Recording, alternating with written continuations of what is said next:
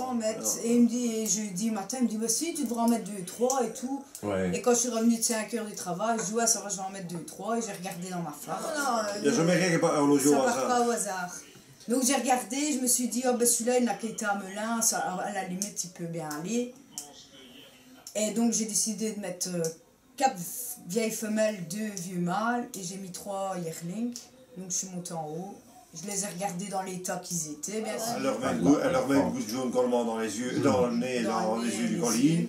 Et puis elle a mis la telle, j'ai montré. Ouais, j'ai mis leur telle. Elle a un gros... J'ai montré leur femelle. C'est appris après voilà. que c'est la première fois que je montrais leur femelle. Oui. C'est ça qu'elle fait. Ouais, ça a été. Ouais, elle fait ça. Pour la première fois, je vais pas trop me plaindre. Ouais, voilà. Et il en manquait quelques-uns et elle m'avait dit vers quelle heure il faut des pigeons. Mais je lui ai dit, écoute, à mon avis, dans la région, midi. Et je dis, mais vu le vent comme il vent, à mon avis, midi, il faut des pigeons.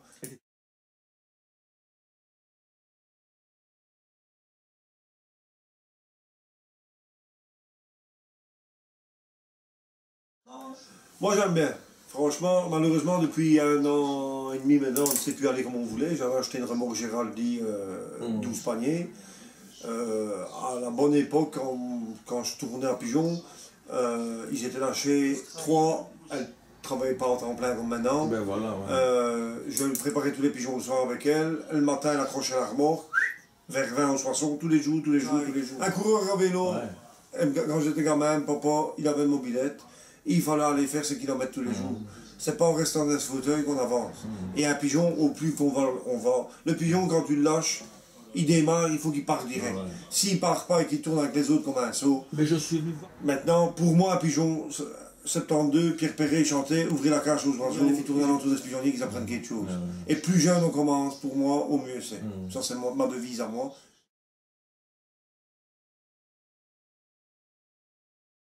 J'aime bien, quand je fais quelque chose, j'aime bien... Moi, on m'a pas appris à nager comme ça, on m'a appris à nager dans ce sens. Ça veut dire qu'il y a certaines personnes qui ne pensent qu'à eux. Même si je ne suis pas aimé de tout le monde, parce que je dis toujours ce que je pense. J'ai pas de peur de derrière, c'est-à-dire que j'ai pas de peur de derrière, je suis comme je suis, j'ai mon caractère qui est fait comme ça.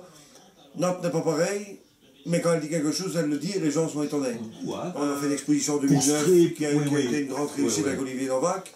On a quand même reversé 5 000 € aux œuvres scolaires à Merchâteau. On croyait que j'avais mis dans ma poche, mais ça j'ai des extraits de compte. J'ai organisé des repas, que ce soit à Marbella à Toulouse, on doit faire, voilà, tout. Et ici, il y a un beau petit championnat. Et voilà, ici, il y a quand même, on récolte de l'argent pour ça. On a organisé une bonne vente de pigeonneaux à Marbais pour récolter de l'argent, pour redistribuer aux amateurs, c'est pas pour moi. Le repas de Barcelone aussi. Le repas de Barcelone, on l'a fait, on m'avait dit que je ferais broquette, j'ai quand même eu 65 personnes à manger. Maintenant, moi j'aime bien la vie de société. Il y a des choses à mettre au point, il y a des choses à évoluer. On est dans des sociétés où c'est des anciens et qui veillent toujours anciens. Et ça, je pense qu'il faut qu'ils évoluent. Il faut une société qui devrait mettre de l'eau dans leur vin, parce que essayer de faire couler des autres sociétés, ça c'est caquette. Vaut mieux avoir 10 sociétés autour de soi avec beaucoup d'amateurs pour avoir des gros contingents, pour savoir rentrer des points dans le championnat. Pourquoi est-ce qu'on voit des Wallons sur la première marche? On ne saurait pas. Nos amis flamands, au mois de mai, ils joutaient à 15 000 pigeons. Et quand nous, on joue dans 150 pigeons, on tape ses bras en l'air, on est heureux quand on fait premier dans les 150 pigeons. Et eux, ils jouent déjà dans 15 000. Donc, tant que les Wallons ne changeront pas leur mentalité, ça ne saurait pas aller. Ils se tirent dans les pattes à l'autre. Ça ne saurait pas aller. Les guéguerres qu'il y a eu à 40 ans d'ici, ou 30 ans, ou 20 ans, il faut mettre ça à l'eau, il faut arrêter, ça ne sert à rien. Il faut évoluer et essayer de voir, voir ce qu'on peut faire pour des jeunes. Il n'y a personne qui s'intéresse à un jeune qui commence. En 2008, on a commencé, on a eu de conseils de personne. Sauf quand j'ai fait la connaissance d'André Charles à Givry, qui m'a donné des conseils. J'ai été, et je l'appelle pour et qui nous en donne toujours. On lui sonne, voilà André, tu aimerais bien faire là, qu'est-ce que tu ferais? Il est comme ça, il a ce caractère, il est comme moi, mais voilà, il me donne des conseils là, et du coup il me dit heureusement que tu as des pigeons qui sont malins parce que toi t'es biaise.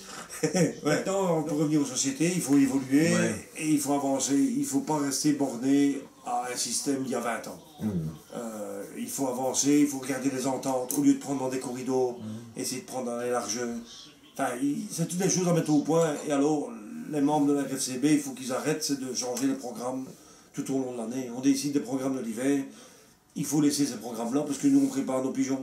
C'est comme si pour le Tour de France, on préparerait une étape du Tour de France et la veille, on l'annule et on fait un contre-la-montre. Ouais. Ça, c'est caquette, ça ne saurait jamais aller. Ouais. Donc, il faut arrêter de prendre les gens pour des imbéciles. Moi, je ne vais pas lâcher en bouteille, je vais lâcher en largeur. On a des sociétés ici, je vais citer Marbella-Tour ou Stré, ou ce qui pourrait prendre des gens comme Erquelin, Sors-sur-Sambre, L'Herbe-le-Château, Froid-Chapelle, Civry, Givet, tout ça. On va chercher là-bas des gens à 40 km de nous, Voilà. qui sont dans un fauteuil, Bah ouais. ils viennent, ils ont raison.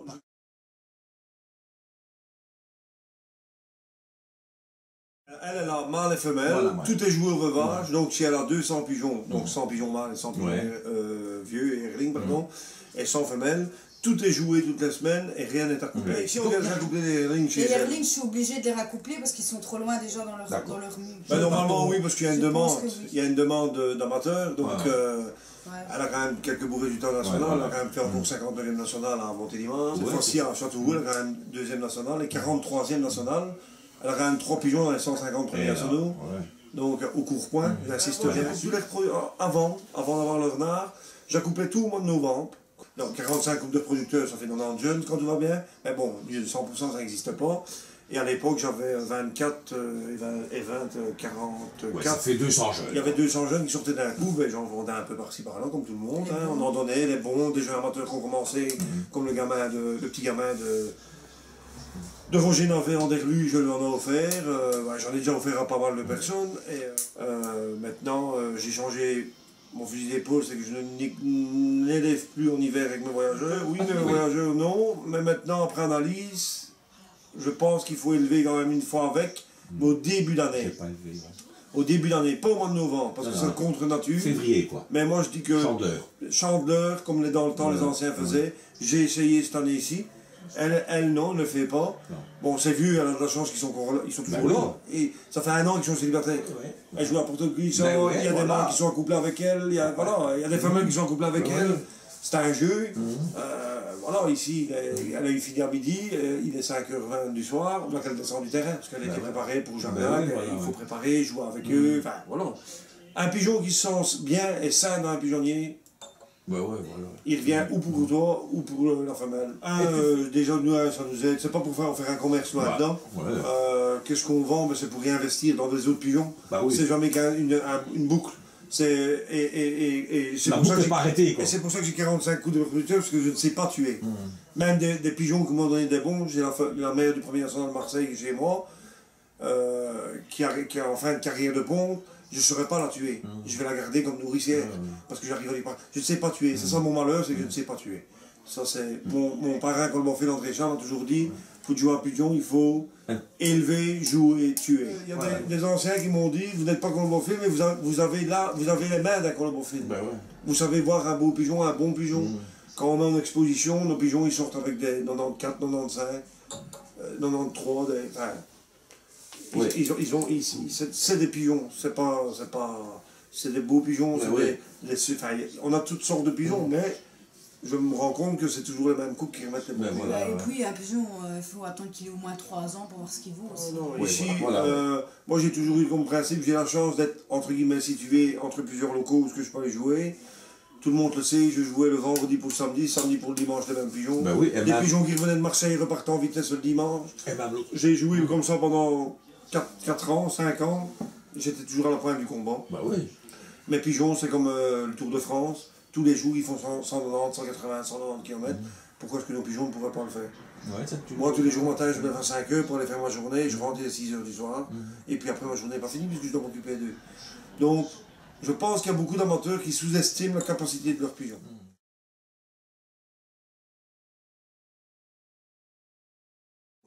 Une fois en début de saison. Pour les vaccins obligatoires. Pour les vaccins obligatoires, ça c'est obligé. Je ne suis pas pour donner des produits vétérinaires, donc je résume, on y va rarement. Maintenant, j'y étais il y a 15 jours parce que 3 semaines. 3 semaines parce que je me dis, tiens, mes pigeons vont le plat très bien. Pas les siens, je parle des miens. Donc, tous les sportifs, mais quand quelque chose qui ne va pas, ils vont voir le manager et ils font des check-up.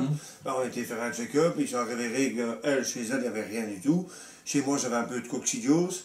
Qui dit coccidiose d'hiver après. Si on traite un, il faut traiter l'autre. Donc, il m'a donné ce qu'il fallait. Et j'ai vu qu'au bout de 4-5 jours, que les volets commençaient à progresser. Il a fait un traitement d'un jour ou deux. Est-ce que c'est ça qu'il a fait? Est-ce que c'est ça qu'il n'a pas fait? c'est pour moi un préventif. Mais je suis pas pour aller. Maintenant, c'est peut-être une erreur hein, de ne pas aller. Je sais qu'il y a certains, comme les frères Fedelofen, le vétérinaire est là toute la semaine. Tous les pigeons sont analysés, tous les pigeons sont traités. Mais où est la. Comment on dit la force animale tout seul. Voilà, il n'est plus immunisé. Il essaie d'avoir une lignée de pigeons robustes. Maintenant, quand on me dit pourquoi t'as pas ta propre lignée, il n'y a personne qui a sa propre lignée, parce que les pigeons de base, ils viennent de quelque part, ta base. Bien souvent, au début de saison, on fait Spartrix, ça on en trouve encore facilement. Moi, je donne énormément d'ail, ça je donne beaucoup, j'ai des bouteilles que je fais moi-même. Je prends une bouteille de 2 litres, on met une tête d'ail dedans. Du thym, on laisse, on met au frigo, on retire. C'est le meilleur marché. Allez, on va crier 2 fois par an. Maintenant, j'ai dit l'année prochaine, c'est pas dit que je n'irai peut-être pas 2 fois en plus. Mais oui, voilà. Parce que quand on joue les grandes lignées et que les pigeons ont les camarades 2 jours en plus de panier, c'est là que les maladies sont. Malheureusement, tout le monde n'est pas au top dans les soins. Et dans certaines sociétés, on ne regarde pas à tout, donc je ne vais pas faire un débat là-dessus, mais il devrait y avoir des pigeons dans des paniers sains et des pigeons qui sont entre les deux, ils devraient être dans des paniers entre les deux. C'est malheureux, mais nous on traite nos pigeons, on fait ce qu'il faut au départ. Mais des cures aveugles, ça ne s'en fait pas, parce que celui qui a 20 pigeons, ben, ça lui coûte 20 €. Si je commence à faire des cures aveugles pour elle et pour moi, ben, je vais en avoir pour 300-400 €.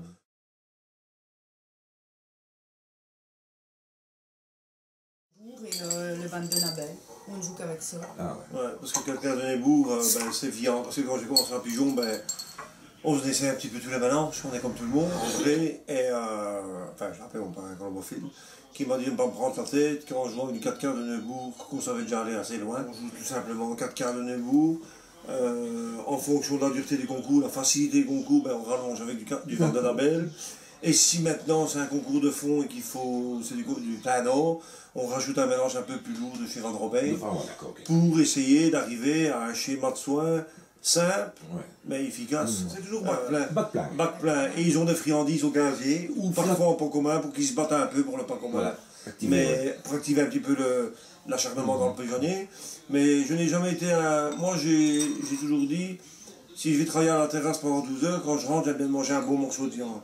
Et toutes ces personnes, pour moi, qui donnent du dépératif en rentrant, je trouve ça une erreur fondamentale. Non, moi, je mélange 2, 3, 4 mélanges ensemble, et je me suis aperçu qu'ils mangeaient toujours les mêmes graines quand ils revenaient du concours. Parce que les gens, ils mettent à manger, mais ils ne savent même pas ce qu'ils ont mangé. Ça va être quand ça va être la mue, forcément. On prend du mélange de chez Bayer avec de la méthiodine dedans.